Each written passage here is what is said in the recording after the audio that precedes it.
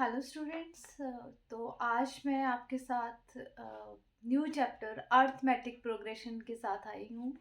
हमने 2 चैप्टर्स अभी तक कंप्लीट कर लिए हैं। हमारे जो 2 चैप्टर्स हैं उसमें से एक आपको पता है कि हमारा ट्रायंगल है और एक ट्रिग्नोमेट्री है। तो आज मैं एक नया चैप्टर स्टार्ट कर रही हूँ, अर्थमेटिक प्रोग्रेशन। और इस चैप्टर में सबसे पहले मैं आपको आज की क्लास में इम्पॉर्टेंट टॉपिक्स, जो इम्पॉर्टेंट टिप्स हैं जिसके बिना ये चैप्टर नहीं चलेगा, वो आपको आज की क्लास में बता रही हूँ। और आपको ये टॉपिक्स जो हैं बहुत ध्यान से सुनने हैं, क्योंकि ये सारे के सारे टिप्स अगर आपको माइंड में सेट रहते हैं तो आप इस चैप्टर को करने में आपको कोई दिक्कत नहीं होगी। तो हम स्टार्ट करते हैं आज। फर्स्ट जो इस चैप्टर का जो मेन पॉइंट है, फर्स्ट उसको लेके चलते हैं। तो इस वीडियो को अगर आप अच्छी तरह से सुनोगे तो आगे वाले वीडियोस में आपको कोई प्रॉब्लम नहीं होगी। तो इम्पॉर्टेंट टिप्स हैं ये। फर्स्ट टिप है हमारा कि अगर आपको क्वेश्चन आता है कि हमें 3 नंबर्स एपी के दिए गए हैं, हमें फाइंड करना है 3 नंबर्स को, और बोलता है कि वो जो 3 नंबर्स हैं उनका सम ये दिया गया है और इनका प्रोडक्ट ये दिया गया है, तो हमें कौन से 3 नंबर लेने हैं? तो 3 नंबर्स इन एपी जो हमें लेने हैं हमेशा वो हैं 3 नंबर्स इन एपी जो हमें लेने हैं। फर्स्ट नंबर है a माइनस डी, दूसरा है a और तीसरा है a प्लस डी। ये फर्स्ट मेन पॉइंट है। अगर वो कहता है कि 3 नंबर का सम ये है और 3 नंबर का प्रोडक्ट ये है, तो हमें हमेशा ये 3 नंबर लेने हैं। लेने के पीछे लॉजिक क्या है? तीनों को ऐड करते हैं तो डी कैंसल आउट हो जाता है और ए निकल जाता है, और प्रोडक्ट से फिर इजीली हमारा काम निकल जाता है। और वैसे ही अगर हमें 5 नंबर्स बोला हो, 5 numbers in AP find out करने हैं, तो 5 नंबर हमें कौन कौन से लेने हैं? a minus 2d, a minus D, a plus D और a प्लस 2d। ये 5 नंबर हमें लेने हैं एपी में जब हमें ऐड और प्रोडक्ट दिया है 5 नंबर्स का। क्योंकि जब हम एडिशन करेंगे तो माइनस 2d से प्लस 2d, माइनस डी से प्लस डी और a, तो हमारा डी सारा कैंसल आउट हो जाएगा और सिंपल लैंग्वेज में हमारे पास बचेगा ए, और ए निकल जाएगा तो बाकी सारे नंबर्स निकल जाते हैं। ओके, अगर हमें कहता है 4 नंबर्स इन एपी, एपी में अगर हमें 4 नंबर्स फाइंड आउट करने को कहता है तो क्या करेंगे हम? तो 5 नंबर्स हम कौन कौन से हो गए? 3 नंबर्स हो गए। अब हमारे पास आता है 4 नंबर्स। तो 4 नंबर्स में हम ज्यादातर नंबर्स ये लेते हैं a minus 3d, a minus D, a plus D और a प्लस 2d। इन दोनों में d का डिफरेंस है और इवन वाले में 2d का डिफरेंस है।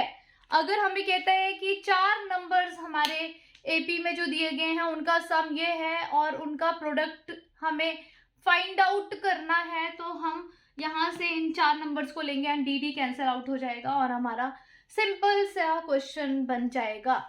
तो प्लीज इन क्वेश्चन को, सबसे इंपॉर्टेंट टॉपिक है ये अर्थमेटिक प्रोग्रेशन का, ये बच्चों को पता ही नहीं होते हैं कि हमें ये नंबर लेने हैं। अब उसके बाद नंबर्स के बाद दूसरा जो मेन पॉइंट है हमारे पास वो है मिडल मोस्ट टर्म के लिए। फाइंड मिडल मोस्ट टर्म, कई बार क्वेश्चन आता है कि फाइंड मिडल मोस्ट टर्म। तो मिडल मोस्ट टर्म को फाइंड आउट करने के लिए करना क्या है आपको? जब हमें middle most term find out करनी है तो फर्स्ट ऑफ ऑल पहला स्टेप है स्टेप 1, फाइंड टोटल टर्म्स। सबसे पहले टोटल टर्म्स फाइंड आउट करनी है, मतलब हमें n फाइंड आउट करना है। अब second step, n find out कर लिया, अगर आता है n ऑड, तो there is only 1 middle term. और कैसे निकालेंगे उस मिडल टर्म को? मिडल टर्म का फॉर्मूला हो जाएगा, जो भी टर्म n आया, मान लो n आ गया 11, तो 11 प्लस 2 अपॉन सॉरी 11 प्लस 1/2, तो ये आ जाएगा 6th टर्म और वो हमारी मिडल टर्म हो जाएगी। तो n प्लस 2, तो एग्जाम्पल लेते हैं, हाँ एग्जाम्पल करके दिखाती हूँ मैं। एग्जाम्पल में अगर n आ गया 7 तो मिडल टर्म हो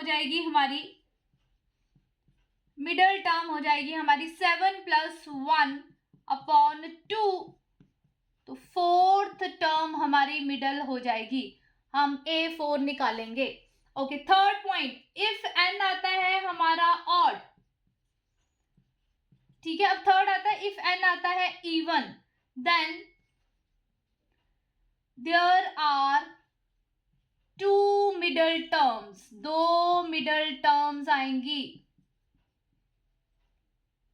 अब 2 मिडल टर्म्स कौन सी आएंगी? पहली मिडल टर्म होगी, फर्स्ट मिडल टर्म होगी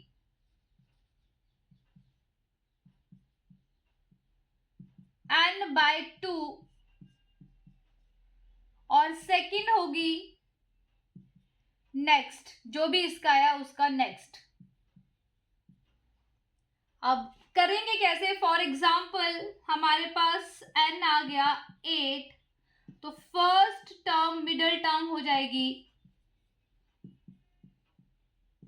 8/2 4th, और अगली हो जाएगी एंड सेकेंड मिडल टर्म हो गई अगली, मतलब 4 से आगे क्या आएगा? 5th। तो ऐसे करना है, मतलब हमें 4th टर्म निकालनी है और 5th टर्म निकालनी है, तो हमारा आंसर हो जाएगा। अगर आप इस टॉपिक को कर लेंगे तो आगे आपको एपी में सच कोई प्रॉब्लम नहीं आएगी। तो प्लीज इसको नोट डाउन करेंगे। दिस इज सेकंड जो तुम्हारा मेन टॉपिक है, इसमें ये है। अब इसके बाद हमारा नेक्स्ट थर्ड टॉपिक आता है, अगर ये बहुत ज्यादा इंपॉर्टेंट टॉपिक है थर्ड वाला। इसमें कह रहा है कि अगर तुम्हें एक an दी गई है, इफ ऐसे बोला है an दिया गया है, कुछ भी an दिए है हमें, फॉर एग्जाम्पल ऐसे दिया है an, और पूछा है कि ये an किसी एपी की होगी या नहीं होगी। ये जो an है ये इस एपी की होगी या नहीं होगी, ये क्वेश्चन आएगा।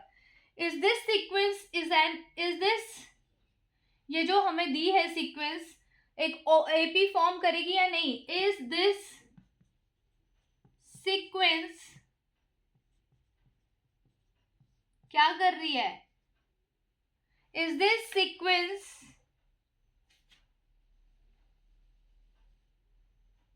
एन एपी और नॉट।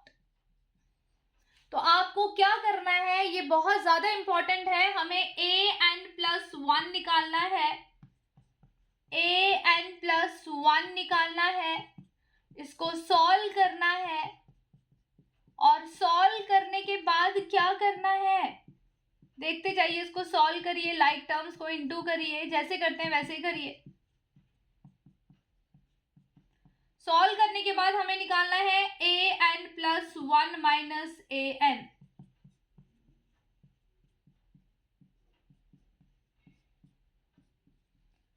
और इसको सॉल्व करिए तो 2n² कट हो जाएगा, हमारे पास आएगा 4n+2।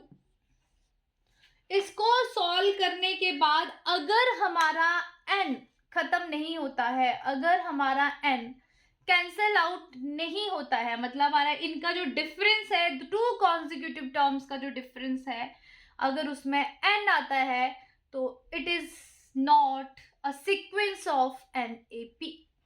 तो इसमें हम लिखेंगे कि इसमें n आ रहा है तो it is not independent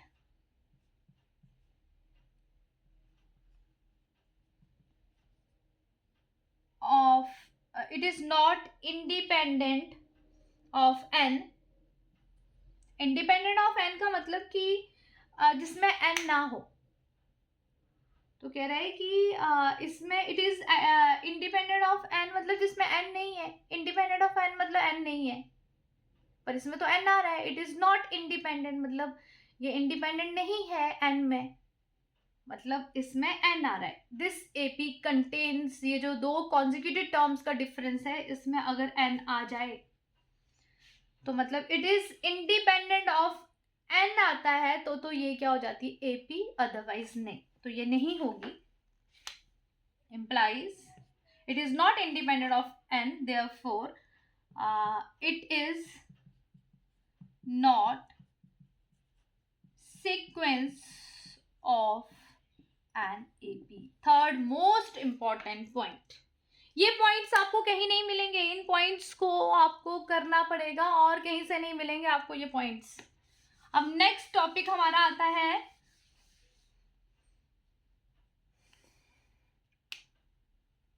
Sn is equal to 3n square plus 5n.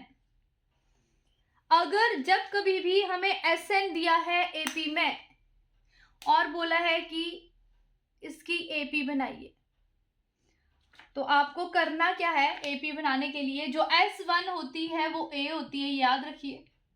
S2 minus S1 A2 होता है और S3 माइनस S2 A3 होता है, और वैसे ही Sn minus Sn minus 1 AN होता है. तो यहां से S1 निकल जाएगा. अगर n की जगह पे 1 डालेंगे इसमें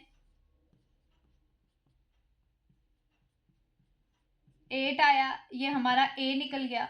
वैसे ही S2 निकालिए, n की जगह पे 2 डालिए, S3 निकालिए, n की जगह पे 3 डालिए, और फिर S2 माइनस S1 करके A2 निकाल लीजिए, और S3 माइनस S2 करके S2 माइनस S1 करके A2 निकाल लीजिए, और S3 माइनस S2 करके A3 निकाल लीजिए, और हमारी AP बन जाएगी.